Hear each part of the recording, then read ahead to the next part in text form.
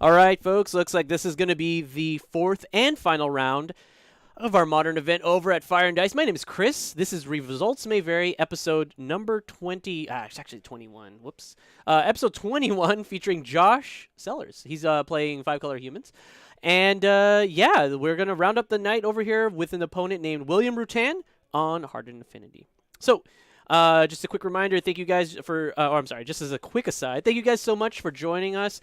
We know it's been a long night. We started the stream very strong with around like 50 viewers, or we've been hovering around, close to those numbers, which is always a treat. I do love being able to provide as much content as possible for Magic, in general, I think it's just kind of it's good for LGSs to put their names out there, obviously. But in general, like I think we all benefit just from having more information, right? So definitely, in this matchup, Josh Sellers as the human player is going first. So this is gonna be very good for him. I don't know if it's gonna be good enough to seal the deal, but certainly the Hardened Affinity deck being on the draw here is gonna prove good for him. So Hardened, as I say it, Hardened Scales is now in play, and that's gonna give William a ton of play in this game. It's gonna give him access to a slew of different kills and is going to let him go very, very tall and potentially very, very wide against this human deck.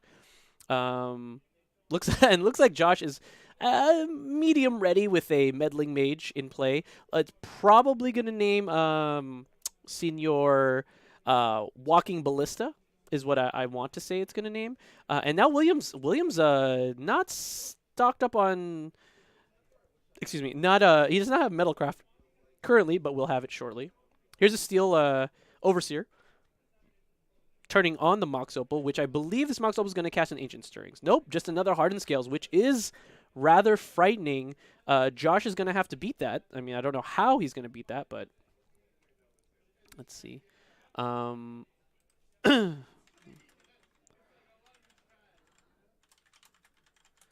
Let's see. So Josh has got a Vial up to 2 now. With a land drop. All right, so this is probably going to be a Reflector Mage. Nope, okay. Get in for 5 here, putting William down to 15. And now, I mean, we just got to figure out what's coming up next. If it's a Hangerback Walker, that could be pretty difficult for Josh to beat, at least on the ground. He does have access to this, as I mentioned, a Mantis Rider, as you can see on their screen. Oh, but there's that's a Inkmoth Nexus. So, Arcbound Ravager is looks like it's hovered to the front for William. I believe, I mean, the only 2 things I could see Josh naming here is Walking Ballista and Arcbound Ravager. Those are the only 2 things. But I mean, I would want to say it names Ballista first, but it's actually, I'm getting confirmation from the tournament floor, it's naming Arcbound Ravager. So William has a choice here. He can play a Walking Ballista, and then he could like soup it up with this Steel Overseer and then shoot down Mr. Meddling Mage. Or, I mean, he could even shoot down this Mantis Rider. And then in later turns, he can shoot down the Meddling Mage. Can he do both? Oh, sheesh, he can do both. 7 mana. Oh, yikes. Or 7 counters. He's going to pass his turn over to Josh. Leaves the Aether Vial on 2, perhaps? So he's gonna he's putting the Aether Vial trigger on the stack first. Shoots down the Mantis Rider, passes the turn to Josh. Josh is gonna he's gonna continue his upkeep. He's gonna go ahead and tick up to 3, draw a card. And it's a Horizon Canopy. It's not the worst possible. This game is very, very close to unwinnable. No, that's not true. I think there's a lot of ways that Josh could pull himself out of this, but they're gonna be hard to come by, I think. What was that? Can't tell what that was. Noble Hierarch, not quite the draw he's looking for. I mean, Arcbound Ravager is very likely to be in his future, so I guess we're gonna see how this turns out for him. He needed a Reflector Mage, and he actually needed it last turn for the Steel Overseer. Oh, but I guess the Ballista would have been able to shoot down. Yeah, the Ballista still would have been able to shoot down pretty much anything.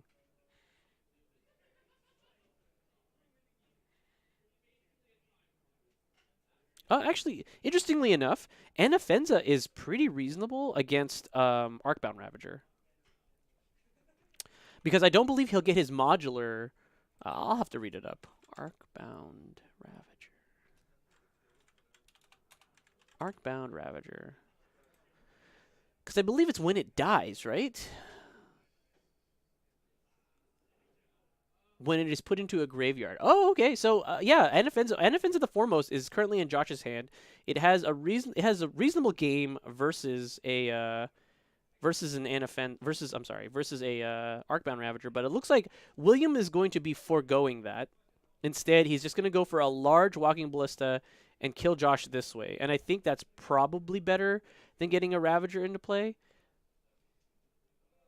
All right, so we're going to get tons of counters on all of his things, and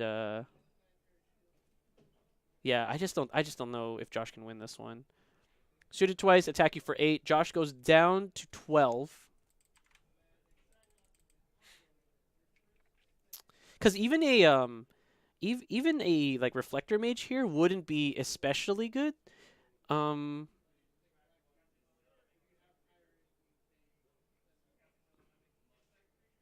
yep, and Josh is gonna scoop it up there.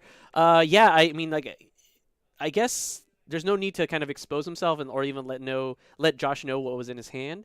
I mean, I still think that was the correct name. I think it's one of two things. It's either Ballista or Arcbound Ravager, and Arcbound Ravager has the potential to like really make really go off and make that deck busted. But Walking Ballista is just unbeatable. I feel like it's actually obscene with the double hardened scales, Steel Overseer, and I mean that was the nut draw for what Williams playing. But let's take a look at the sideboard. See if we can make this a little bit better. So hardened scales. Josh is going to want to board out 2 Freebooter and 4 Thalia. I think that's probably fine. And he's going to bring in 3 Deputy, a Dismember, and 1 Knight of Autumn. He doesn't want all of them, which is kind of interesting. I wonder why that is. I think it's like Knight of Autumn also hitting Hardened Scales itself, or Hardened Scales in general is probably the reason to do it. But maybe it's just like if you can exhaust their creatures, then it doesn't matter. Very reasonable. So we'll see how that goes. Um, hmm. Mm-hmm. Yep. So for that being said, William does take game 1. So Josh is on the back foot here. He's going to need to win 2 in a row to secure this match. I don't know. It seems tough. I think the Hardened Affinity deck just has his number. It's fast. It's resilient.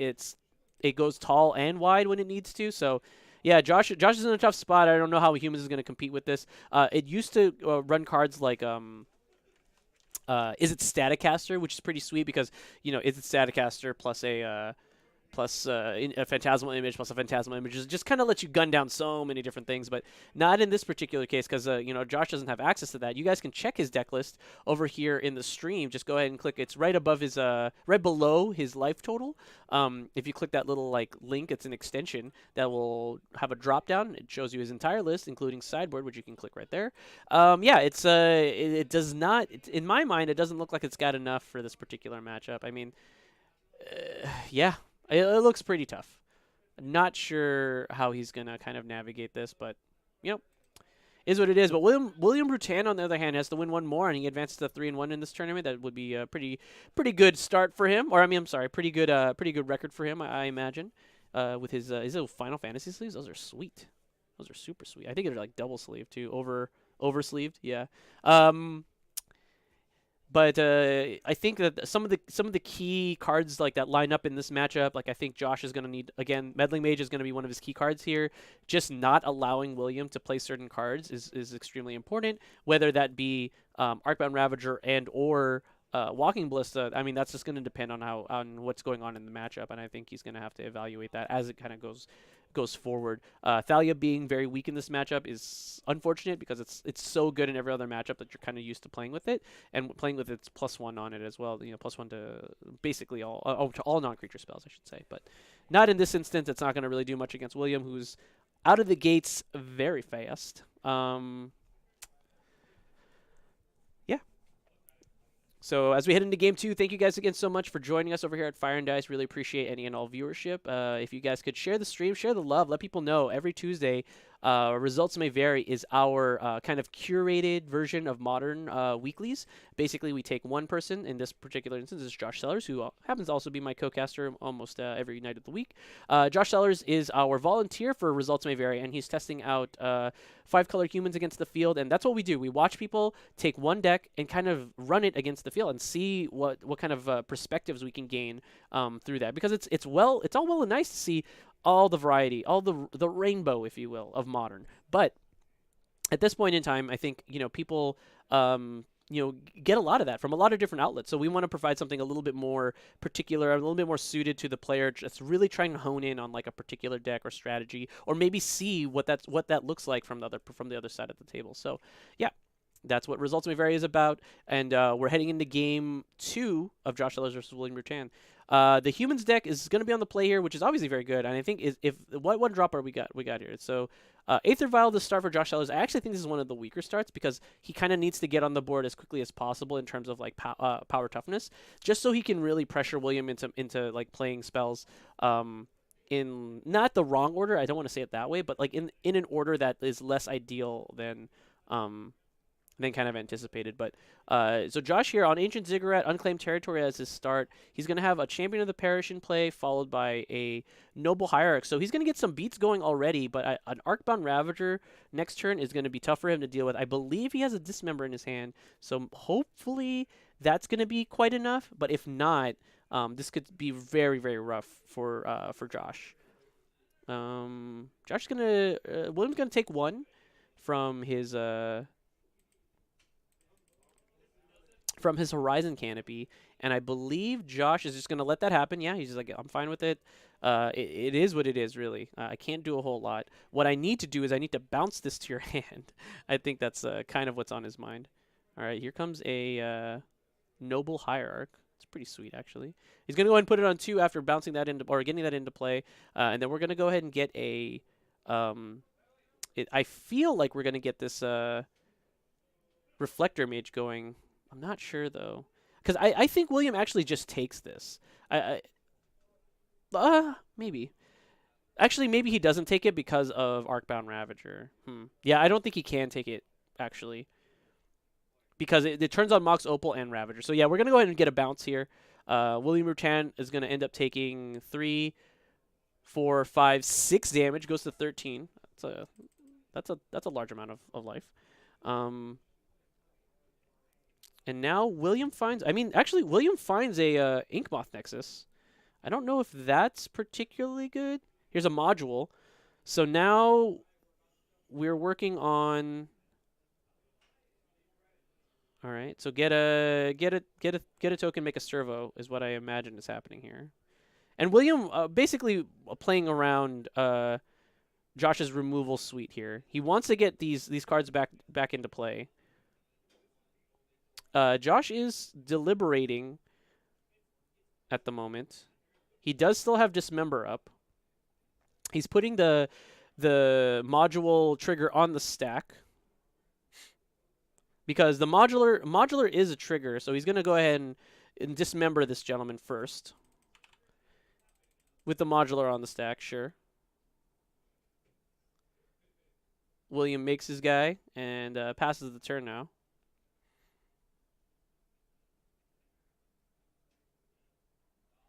All right, so Josh's draw needs to be pretty good because I think that this is pretty close to game here. William has enough mana now to deploy a large Arcbound Ravager, and then the Ravager. Even if he just goes Ravager into walking Hangerback Walker, that's probably more than good enough. All right, William takes 2, goes to 11, and I don't know. It's just gonna depend. Like, I guess if Josh's draw was Knight of Autumn, he can Knight of Autumn the Hardened scales right now, but that's not happening. So here comes another module. Welding Jar is the draw for William. And there's a lot of sacrifices here. There's 1, 2, oh my gosh. Another Reflector Mage actually wouldn't be bad, but Wouldn't be good either, I don't think. No, it would be good. What am I talking about? It would be actually very, very good. Yeah, this matchup seems very tough. Deputy of Detention's very good. Knight of Autumn's very good. Reflector Mage. Those are all big draws for Josh. If we had seen those, this would be a very different story. I mean, there's even a chance that if even in such a case as that is the draw for Josh, it looks like it is actually. Ooh, okay, sure. Gonna copy my Reflector Mage, bounce your Arcbound Ravager. So there's a chance that William's actually gonna sack the Ravager here. It is his most powerful card, but he needs to mount a defense against what's happening across the table because the big thing is simply that if he doesn't, he's gonna get run over.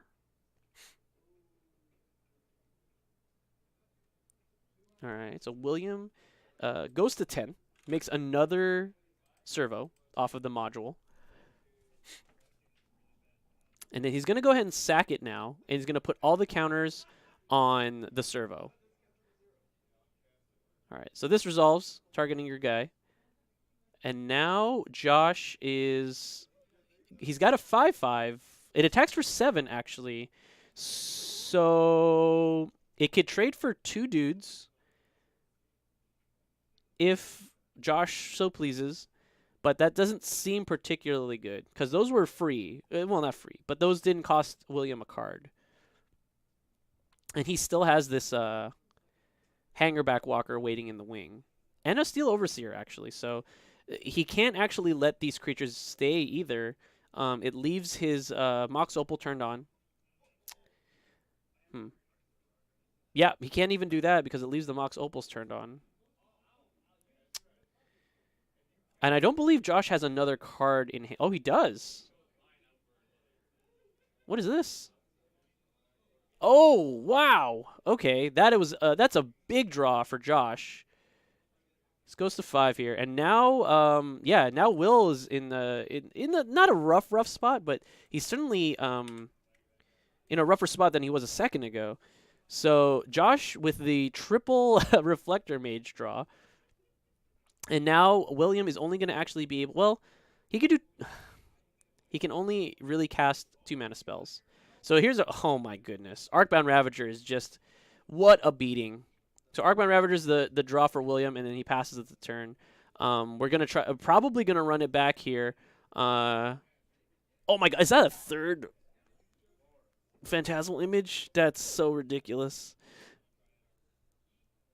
Oh, Williams had enough. He's like, oh yeah, I can't. And I don't think he's actually even dead there. He just goes to 2.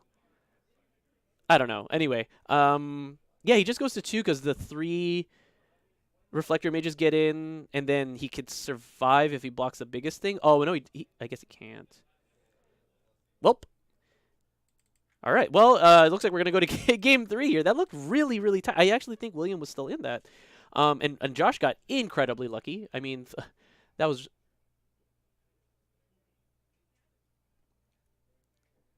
Sorry, just taking a look at the chat. Firecat Rider, sorry about that. I must have missed how they were shuffling. I'm not quite sure what we're referencing here. I mean, I'll take a look at it again a little bit later, perhaps. But you know, obviously, if there's any kind of malcontent or anything like that happening, we'd like to be aware of that.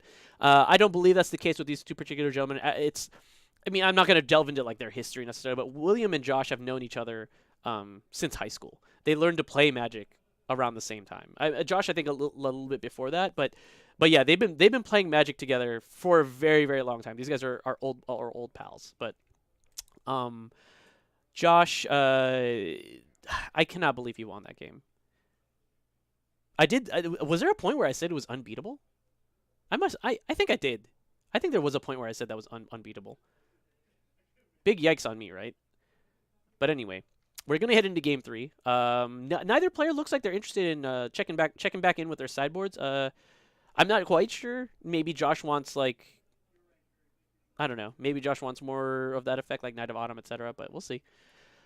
You know, Deputy of Detention actually would have been pretty sick there. It's not like the problem I have with Deputy Detention. It's just like not very good versus It's just not very good versus Walking Ballista, but whatever. Like, you got to do what you got to do, right? So, well, William here being on the play, that's going to be really tough to beat. I mean, he's got to have 0 lands in this opener. I do not believe that is the case. He has at least a Mox Opal and then a Hardened Scales.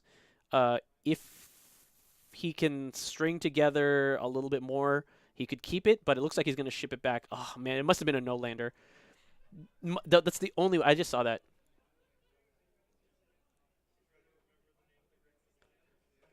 All right. Well, duly noted, Firecat Rider. I definitely appreciate you pointing that out. Um, certainly, I guess all people shuffle differently. That just it kind of is what it is. But yeah, like I said, I think the only way that Williams' hand was not keepable was like if it didn't have a land in it. That's the only way because it looked really strong otherwise. And I believe, yeah, I believe we're all set here. So William going to 6, sees some lands, sees some spells. It might be a little slow, but it's better than going to 5, and he agrees. He's going to go ahead and scry here. He's like, is this going to set me up for the long term here? Does Josh have another turn 1 Aether Vial? That's going to be pretty good, right? All right, so Phyrexian Core into Module, into Mox Opal. And it looks like Josh is like, what does this card do? And I think that's fair. Phyrexian Core is not a common one. That's not Mirrodin's Core, I believe. That's Phyrexian Core. Or Phyrexia's Core. That is Phyrexia's Core, which is sacrifice an artifact, you gain 1 life, which is how he gets some of his, how do I put this? He gets both the,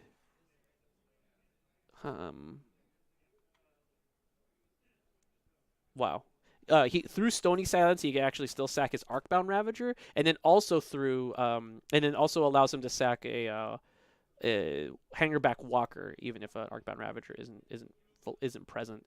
So here comes another 1-drop from Josh. He's gonna go ahead and get this probably Champion of the Parish into play, followed by Noble Hierarch.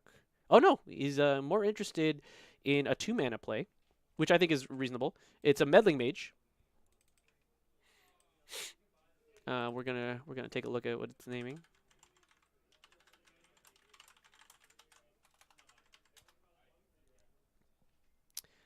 All right. It's probably going to name Walking Ballista here. We've got an Arcbound Ravager going, making some of those sweet servos.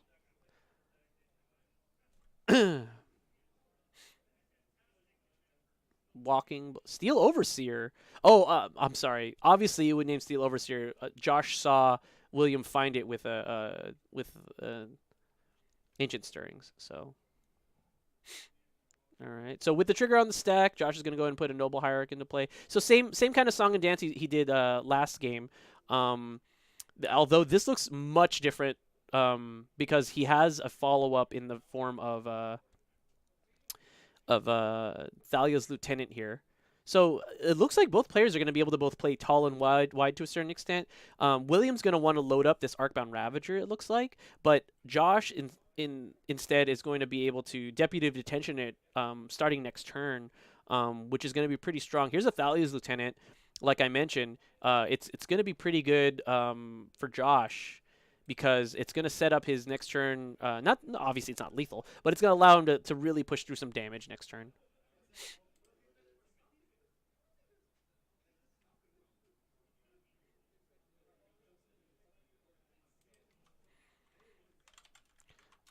So Oatmeal for the win. Yeah, so he did just violin that Noble Hierarch. He did that with the Aether Vial trigger on the stack. He tapped it when it was still on 1, put the Mother of Runes into play, and then added the second counter. That's why it's currently tapped with 2 counters on it. So just to kind of clarify what happened there. But yeah, so Josh now has a rather sizable gentleman in play. William's going to add to the board via this Ancient Stirring. So he's going to take a look at the top here. It looks like another Arcbound Ravager, but I'm not 100% sure. Could be a Hangerback Walker as well. All I know is that Steel Overseer is the current name on Meddling Mage, so kind of providing a little bit of insurance. So, yep, it is a Hangerback Walker like I suspected.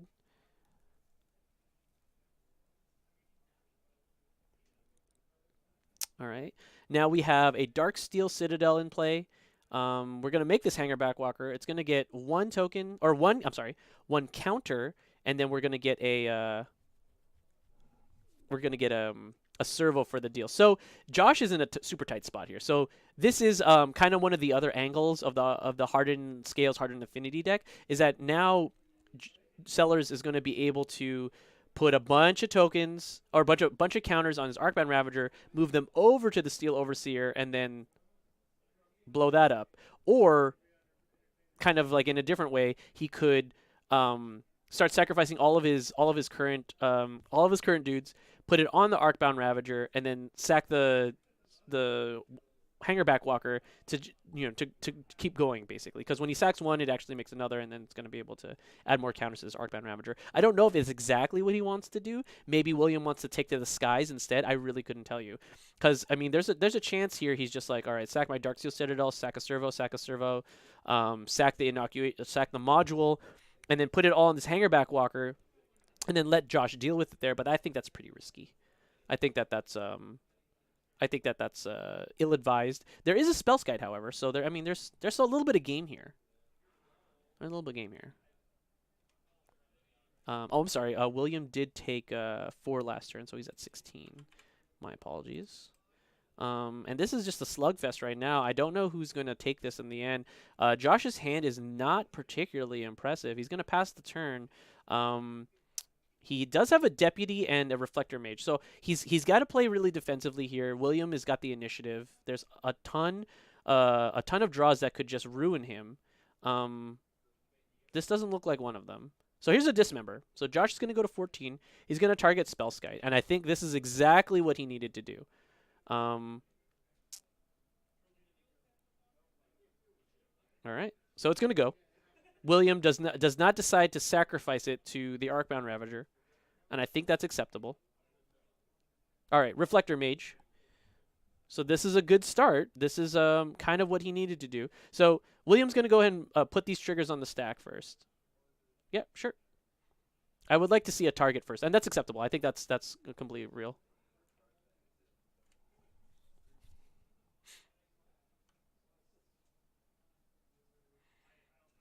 All right, so here comes Reflector Mage.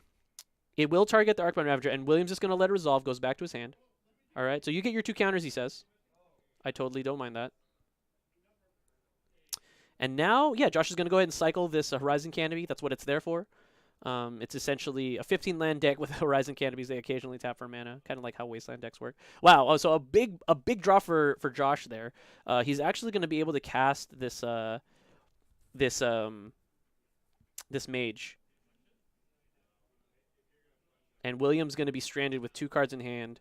3 cards in hand because he can't actually cast the Steel Overseer. So it's going to be rough going for William. He can, if he wants, add a counter and sack. No. I think Josh has to do this the other way. Yep, he has to go ahead and Phantasmal Image the copying the Reflector Mage, and he's going to target the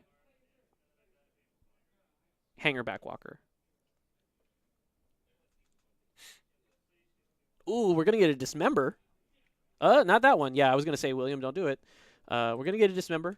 Going down to 12. And we're going to... Oh, okay, sure.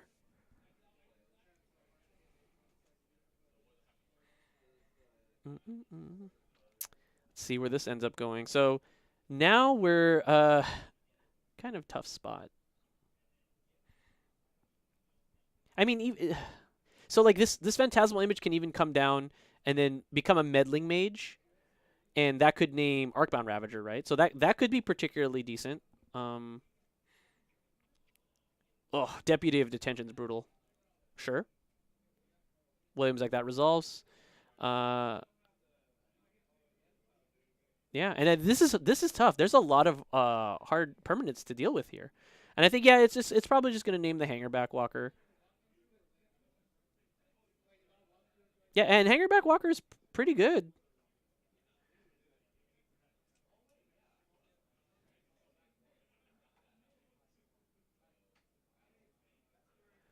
And I think we're just trying to figure out what the stack looks like because it is rather complicated. The Phantasmal Image is currently on the stack. So is the Dismember, and the Aether Vial trigger is on the stack. So the Aether Vial trigger, I believe, has resolved, and it's gonna put a Deputy of Detention into play. And actually, William's in a damned if you do, damned if you don't situation. So he's gonna add a counter to this. Um, hmm. Wait, what?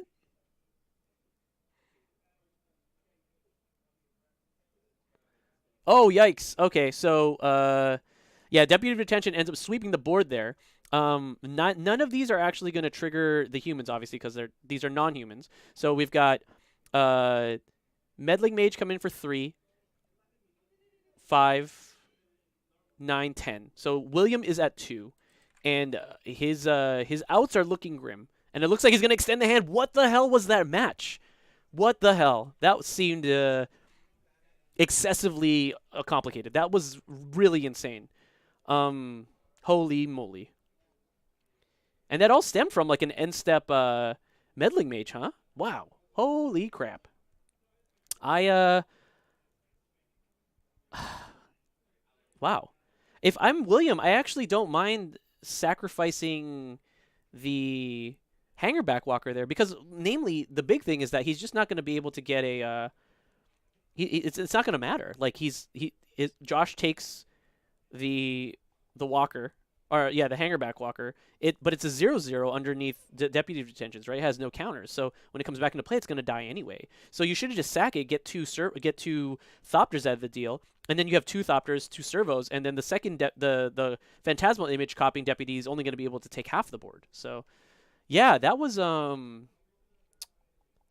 yeah, that was that, I guess. Pretty unfortunate kind of turn for William. I thought he was in reasonable control of that game. It sucked that yeah he couldn't on that following turn he wasn't going to be able to play the Arcbound Ravager in his hand um nor the Steel Overseer because that was meddling mage. But wow, just a really crazy turn there because I mean Josh still had some plays, right? Like he could have, instead of copying a deputy, he could have copied a meddling mage and stranded further cards in William's hand, but just